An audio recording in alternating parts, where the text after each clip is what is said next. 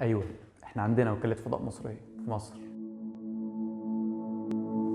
لو دورت في ويكيبيديا عن وكالة الفضاء المصرية مش هتلاقي غير الجملتين دول، وده لأن الوكالة اتأسست سنة 2018 يعني من 5 سنين بس. ويؤسفني أقول لك إن احنا مش هنعرف نتريق قوي، وده لأن الهيكل الإداري للوكالة كالتالي: رقم 1 المجلس الأعلى للوكالة، وده بيرأسه رئيس الجمهورية وبعضوية رئيس الوزراء وعدد من السادة الأفاضل المحترمين. رقم 2 مجلس إدارة الوكالة، وده بيشكل بقرار من رئيس الجمهورية وبرئاسة رئيس الوزراء وعدد برضه من السادة الأفاضل المحترمين. رقم 3 الرئيس التنفيذي للوكاله، واللي تعيينه او اعفائه من منصبه بقرار برضه من رئيس الجمهوريه، وحاليا هو الدكتور شريف صدقي. فيعني كل الطرق تؤدي الى ابو زعبل، فخلينا جنب الحيطه. طيب وكاله الفضاء المصريه بتعمل ايه؟ يعني احنا لا هنطلع القمر ولا ناويين نستعمر المريخ. صديقي العزيز، الهدف الاساسي من وكاله الفضاء المصريه في الوقت الحالي هو توطين صناعه الاقمار الصناعيه في مصر، يعني ان احنا نمتلك تكنولوجيا تصنيع الاقمار الصناعيه ونبقى عارفين الكلام ده بيتعمل ازاي. وصحيح وكاله الفضاء المصريه اتاسست سنه 2018،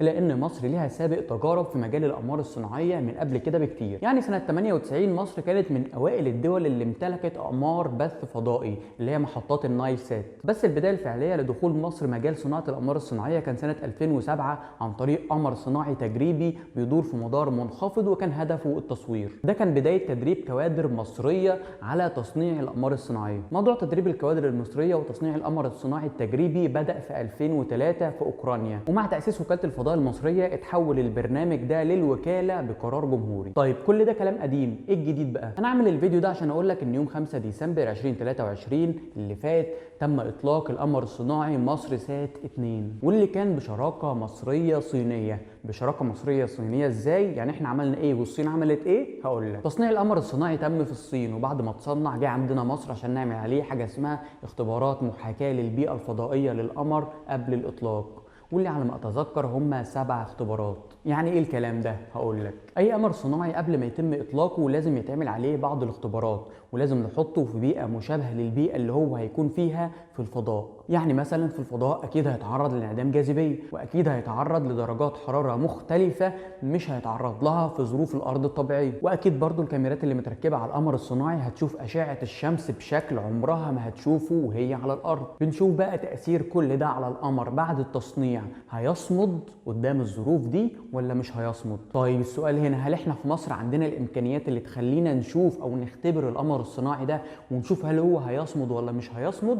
عايز اقول لك ان ايوه، احنا عندنا الامكانيات دي، وفعلا عملنا الاختبارات على قمر الصناعي قبل ما يطلع، وطلع وبقى في مداره سليم ودنيته زي الفل. يعني مثلا اللي قدامك ده محاكي للشمس موجود في وكالة الفضاء المصرية وبيتم عمل بيه الاختبارات المطلوبة. واللي قدامك دي غرفة ضغطها 1 ملي بار موجودة في وكالة الفضاء المصرية، والقمر الصناعي بيخشها بشكل كامل عشان يتم عمل عليه الاختبارات المطلوبة. واللي قدامك دي غرفة معزولة كهرومغناطيسيا، يعني مستحيل موبايلك يلقط شبكة لو انت جوه الأوضة دي. موجود فيها بعض الأجهزة اللي عن طريقها نقدر نشوف هل في تداخل كهرومغناطيسي بين الأنظمة بتاعة القمر الصناعي ولا كل حاجة شغالة تمام، عشان لما يطلع فوق نقدر نتكلم مع القمر ونتواصل معاه بدون ما في أي نظام يخش على التاني. اللي أنا قلته لك ده مش كل الاختبارات اللي بتتعمل على القمر الصناعي قبل إطلاقه، لكن احنا عندنا في وكالة الفضاء المصرية كل الإمكانيات اللي تخلينا قادرين نعمل كل الاختبارات المطلوبة على القمر الصناعي ده. طيب سؤال، ليه الكلام ده بقى كله مهم؟ هقول لك. القمر الصناعي مصر سات 2 بعد ما الصين صنعته وشحنته لمصر عشان يتم عمل عليه الاختبارات المطلوبة،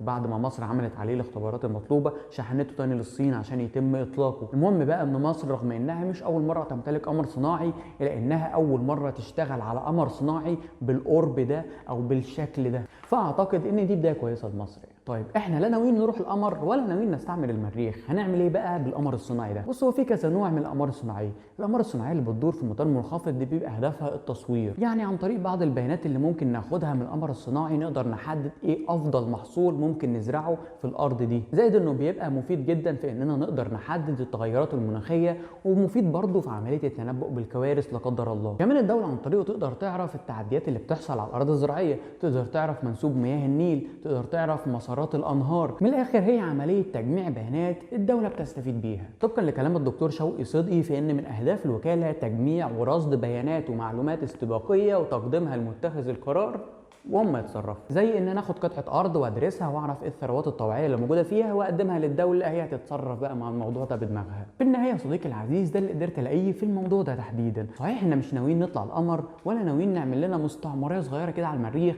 ولا ناويين نخش السباق ده اصلا، بس احنا كدوله اتاخرنا كتير، ولكن ان تاتي متاخرا خير من ان لا تاتي اصلا. احنا صحيح بعيد قوي وما عندناش لا التكنولوجيا ولا الامكانيات اللي تخلينا نحط راسنا براس الغرب، ولكن ادينا بنحاول. بس كده، ما تنساش اللايك والشير واشترك في القناه عشان ده فعلا بيساعد، والسلام.